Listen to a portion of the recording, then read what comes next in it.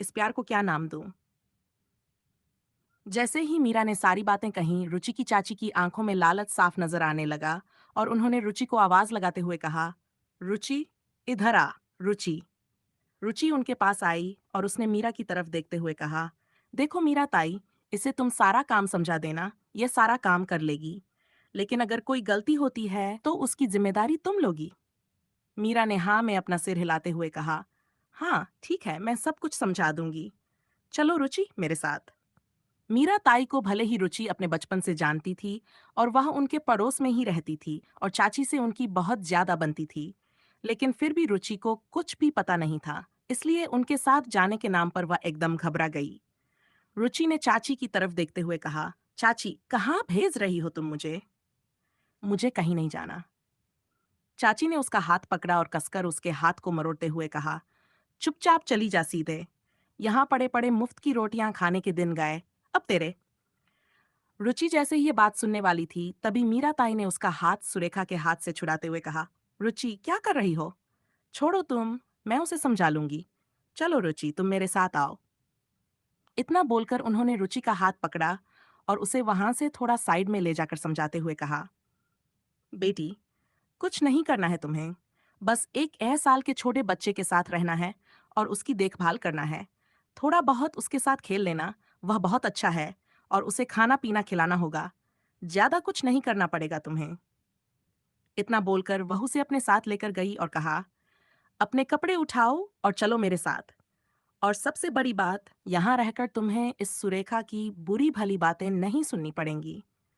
आराम से वहाँ हवेली में रहना, वहाँ के सब लोग सारा दिन काम पर रहते हैं।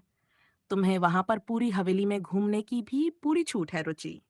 और तो घर का बाकी ज्यादा काम भी तुम्हें नहीं करना पड़ेगा, क्योंकि वहाँ पर और नौकर भी होंगे। मीरा ताई की सारी बातें सुनकर रुचि हैरानी से उन्हें देख रही थी। तभी उसने अपने कुछ कपड़े और सामान को एक थैली में डाला और वह सीधे मीरा ताई के साथ हवेली आ गई। जैसे ही वह हवेली के अंदर पहुंची, उसने अंश के चिल्लाने की आवाज सुनी और वह चलते चलते वहीं पर रुक गई। ये आवाज किसी और की नहीं, बल्कि अंश की थी। वह चीख चीख कर रो रहा था और हवेली के दो तीन नौकर उसे चुप करने के लिए उसके पास खड़े होकर उसके हाथ को पकड़े हुए थे और उसे समझाते हुए बोल रहे थे, अंश बाबा, अब क्या चाहिए आपको? अंश ने तेज आवाज में कहा, मुझे आप लोगों के साथ नहीं रहना है। आप में से कोई भी मेरे साथ नहीं खेलता है। मुझे मेरी मम्मा लाकर दो। मैं अपनी मम्मा के साथ खेलूंगा, जैसे बाकी सारे बच्चों की मम्मा उनके साथ खेलती हैं। मुझे आप लोगों के साथ नहीं खेलना। जाओ यहाँ से। आप सब गंदे हो, बिल्कुल गंदे। अंश को इस तरह रोते देखकर मीरा ने रुचि की तरफ देखकर कहा, ये हैं अंश बाबा, इन्हें चुप करा पाओगी तुम? अगर तुमने इन्हें चुप कर दिया तो तुम्हें ये नौकरी मिल जाएगी और तुम्हें दोबारा घर जाकर सुवर्णा की बातें नहीं सुनाई पड़ेंगी। रुचि ने अंश की तरफ देखा। अंश के चेहरे पर मासूमियत थी, लेकिन उसके अंदर चिड़चिड़ाहट भरी हुई थी। जैसे ही रुचि आगे बढ़ी, उसने अंश की तरफ देखते हुए कहा, बिल्कुल सच बोल रहे हो आप बेटा, ये सब लोग गंदे हैं। अंश ने जैसे ही रुचि की बात सुनी, वह उसकी तरफ हैरानी से देखने लगा। रुचि उसकी तरफ देखकर मुस्कुराई और उसके पास जाकर उसे अपनी गोद में उठाते हुए बोली, इनमें से कोई भी आपके साथ नहीं खेलता ना? पर मैं आ गई हूं ना, मैं आपके साथ खेलूंगी। रुचि का मुस्कुराता हुआ चेहरा अंश को बड़ा अच्छा लगा और वह उसके गाल को छूते हुए बोला, आप कौन हो? रुचि उसकी बात का जवाब नहीं दे पाई और तभी मीरा आगे बढ़ी और उसने अंश की तरफ देखते हुए कहा, इन्हें आपके डैडी ने आपके लिए भेजा है। अब से ये आपके साथ रहेंगी और आपकी केयर करेंगी। जैसे ही अंश ने यह बात सुनी, वह रुचि के चेहरे की तरफ देखकर मुस्कुराया और रुचि के गुलाबी और सॉफ्ट गालों को चूमते हुए बोला, डैडी इसी गिफ्ट की बात कर रहे थे। डैडी ने मेरे लिए मम्मा भेजी है। मुझे मम्मा बहुत अच्छी लगी। इतना बोलकर उसने रुचि को अपने गले लगा लिया और वह रुचि की तरफ देखते हुए बोला, मम्मा, आप मेरे साथ खेलोगे ना? रुचि उसकी तरफ हैरानी से देख रही थी और मीरा ने धीरे से हाँ में अपना सिर हिलाकर उसे इशारा किया कि वह अंश की सारी बातें मान ले। उसने वैसा ही किया और अंश खुश होते हुए बोला, ये अंश के पास भी अब मम्मा है। इतना बोलकर वह उसकी गोद से उतरा और हॉल में इधर उधर उछल उछल कर खेलने लगा। उसे इस तरह खुश देखकर मीरा ने गहरी सांस लेते हुए कहा, रुचि, तुम्हें अंश बाबा को बस इसी तरह से खुश रखना है। तुम्हें और कोई काम नहीं करना। बस अंश बाबा को देखो, उनके साथ खेलो, उन्हें खुश रखो। वह जो बात बोले, उनकी सारी बातें मान लेना। रुचि मीरा की सारी बातें समझ रही थी और जिस तरह से मीरा ने उसे सारी बातें समझाई, रुचि ने वह सारी बातें मान ली और वह वहीं अंश के साथ बैठकर खेलने लगी। तभी मीरा ने उसे समझाते हुए कहा, ये अंश बाबा का डाइट चार्ट है। वह यही सारी चीजें खाते हैं। तुम्हें घर के बाकी नौकर बाकी सारी चीजें समझा देंगे, लेकिन अभी मेरा जाना बहुत जरूरी है। इतना बोलकर मीरा ताई ने अपना सामान उठाया और वह सीधे वहां से बाहर चली गई और रुचि अंश के साथ वहीं पर खेलने लगी और बाकी सारे नौकरों से धीरे धीरे घुलने मिलने लगी। मीरा ताई के जाने के बाद रुचि ने अंश को अपनी गोद में लेते हुए कहा, अंश बेबी, आप मेरी सारी बातें मानोगे और मैं आपकी सारी बातें मानूंगी, ओके? अंश ने रुचि की बात सुनकर धीरे से हाँ में अपना सिर हिलाया और कहा, ओके मम्मा। उसे मासूम बच्चों के मुंह से अपने लिए बार बार मम्मा शब्द सुनकर रुचि के अंदर की ममता भी जैसे जाग गई और वह उसे बहुत प्यार भरी नजरों से देखने लगी और उसे ऐसा लग रहा था जैसे सच में वही अंश की माँ हो।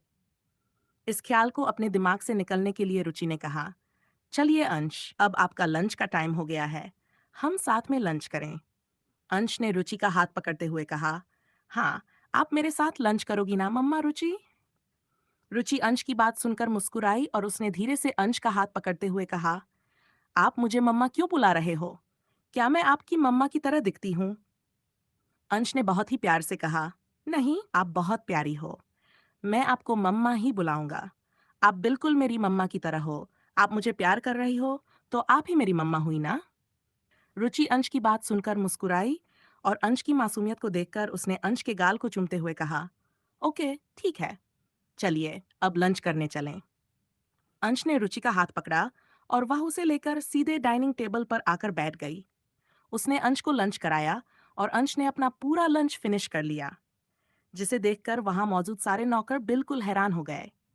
तभी घर का फोन बजा और एक नौकर ने फोन पिकअप करके फोन पर कुछ बातें करने लगा। वह अंश के पास आया और उसने वह फोन अंश को देते हुए कहा, अंश बाबा, डैडी आपसे कुछ बात करना चाहते हैं। अंश ने जैसे ही ये बात सुनी, उसने तुरंत अपने हाथ में फोन लेते हुए कहा, hello daddy, thank you so much. अंश की बात सुनकर युग हैरानी से बोला, थैंक यू? किस बात के लिए बेटा? अंश ने खुश होते हुए रुचि की तरफ देखा, जो वहीं उसकी बगल में बैठी हुई थी। उसने बड़े ही मासूमियत भरे अंदाज में कहा, मेरे लिए इतना अच्छा सरप्राइज गिफ्ट देने के लिए। और डैडी, आप जब वापस आओगे ना, तो मैं आपको किस करूंगा। ये सुनकर युग मुस्कुराते हुए बोला, ओके, आपके डैडी को जितनी किस करनी हो, आप डैडी को उतनी किस कर सकते हो। अब आप मुझे ये बताओ, आपने अपना लंच फिनिश किया? अंश ने उसकी बात सुनकर हाँ में अपना सिर हिलाते हुए बोला, हाँ डैडी, मैंने अपना पूरा लंच फिनिश किया और सुबह ब्रेकफास्ट भी किया था। अब आप मुझे बोर मत करो, मुझे खेलने जाना है। इतना बोलकर उसने फोन वापस नौकर को पकड़ा और वह रुचि की तरफ देखते हुए बोला, मम्मा, अब हम खेलने चलें। रुचि उसकी तरफ देखकर मुस्कुराई और वह उसे लेकर वही पूरी हवेली में इधर उधर खेलने लगी। अंश उसे लेकर सीधे गार्डन में गया और वह लोग वहीं पर आराम से खेल रहे थे। देखते ही देखते शाम हो गई और रुचि भी वहां पूरा दिन अंश के साथ टाइम स्पेंड करके काफी ज्यादा खुश हो गई थी। उसने एक गहरी सांस लेते हुए कहा, एक तरह से देखा जाए तो मेरा टाइम बहुत अच्छा गया है। मेरे साथ काम करने वालों ने मुझे यहाँ भेजकर इतने सारे नए लोगों से मिलने का मौका दिया और साथ ही में अंश कितना प्यारा है। इसकी मासूमियत देखकर मुझे बहुत प्यार आ रहा है। रुचि ये सारी बातें अपने मन में सोच रही थी और तभी उसने एक गहरी सांस लेते हुए कहा, चलो, कुछ दिनों के लिए ही सही, लेकिन कम से कम इन कुछ दिनों में मैं उस नर्क की जिंदगी से तो छुटकारा पा जाऊंगी ना। कम से कम चाचा जी और चाची जी के तानों भी नहीं सुनने को मिलेगा। वहां उस घर में मुझे हमेशा ताने और मार ही खाने को मिलती थी। कम से कम यहाँ आकर मुझे उन सारी चीजों से छुटकारा मिल गया है। रुचि ये सारी बातें सोचती जा रही थी और उसने अंश की तरफ देखते हुए कहा, भगवान जी, अगर आपने मेरी जिंदगी में थोड़ी खुशियां लिख दी हैं, तो बस मुझ पर एक एहसान और कर दीजिएगा।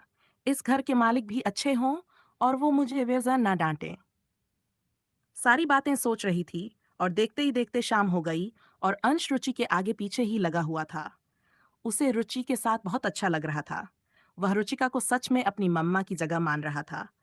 वह रुचिका की सारी बातें मान रहा था और आज सुबह से अंश ने किसी भी चीज के लिए जिद नहीं की। वह काफी ज्यादा शांत और खुश था, जिससे घर के बाकी सारे नौकर भी काफी ज्यादा खुश हो गए थे। रात का सारा डिनर बन गया था और अंश रुचिका के साथ बैठकर डिनर कर रहा था। तभी युग की कार सीधे विला के बाहर आकर रुकी। युग की कार की आने की आवाज सुनकर अंश ने रुचि की तरफ देखते हुए बोला, डैडी आ गए। रुचि ने उसका हाथ पकड़ते हुए कहा, आपके डैडी। अंश ने हाँ में अपना सिर हिलाते हुए कहा, मम्मा देखो, डैडी की कार बाहर खड़ी है ना, मतलब डैडी आ गए। रुचिका खिड़की से बाहर की तरफ देख रही थी कि तभी अंश चेयर से उतरकर भागते हुए दरवाजे की तरफ गया।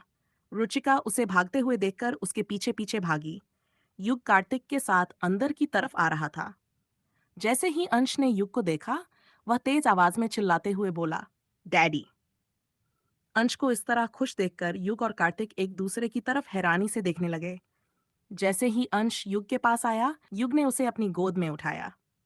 अंश ने पहले युग के एक गाल पर किस की, फिर दूसरे गाल पर दूसरी किस करके वह उसकी गर्दन में अपने दोनों हाथ डालते हुए बोला, थैंक यू डैडी, मुझे इतनी अच्छी मम्मा लाकर देने के लिए।